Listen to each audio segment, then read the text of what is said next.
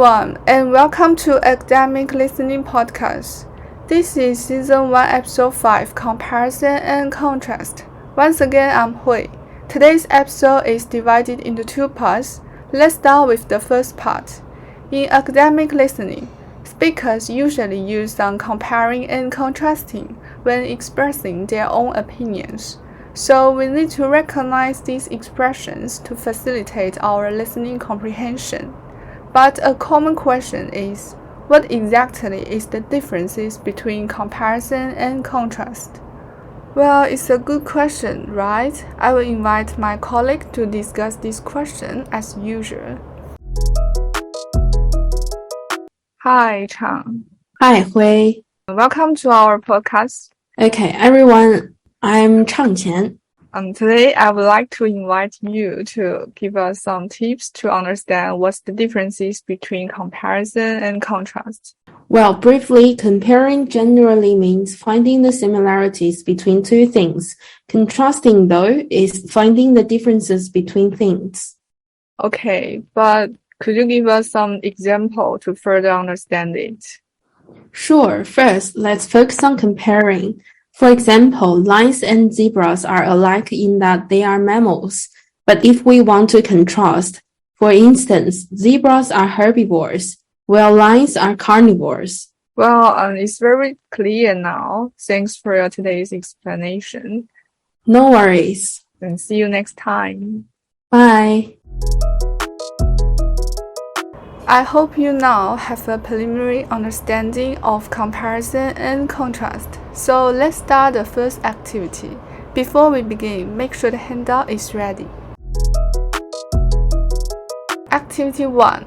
Listen to the lecture. As you listen, write down the comparison and contrast expression. Let's start with some similarities. Well, for one thing, both animals have trunks. An elephant uses its trunk to put grasses, leaves, and water into its mouth. Typically, elephants drink about 50 gallons of water each day.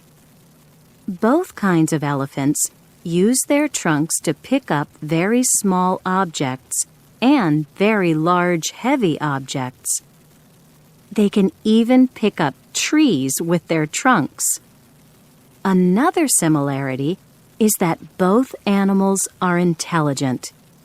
Both animals can be trained to do heavy work. They can also be trained to do tricks to entertain people.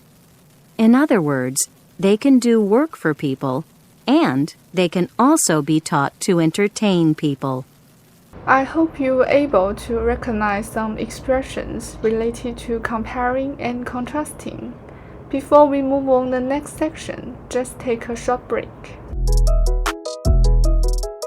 The second part is note-taking.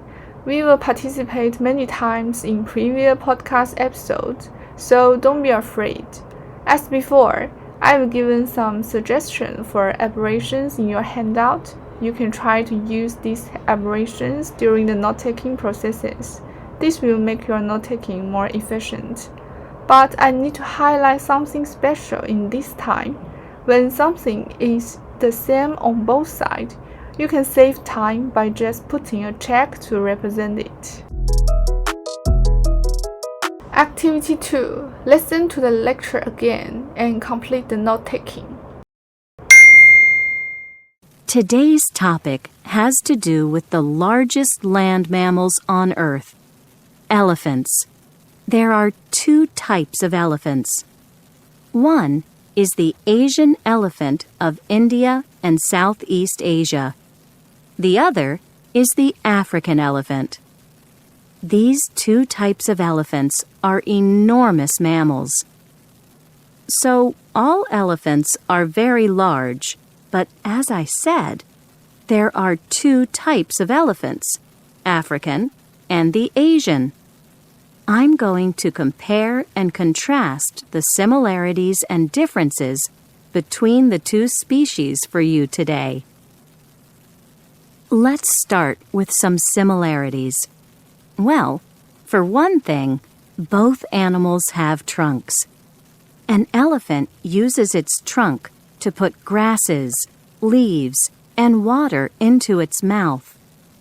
Typically, elephants drink about 50 gallons of water each day. Both kinds of elephants use their trunks to pick up very small objects and very large, heavy objects. They can even pick up trees with their trunks.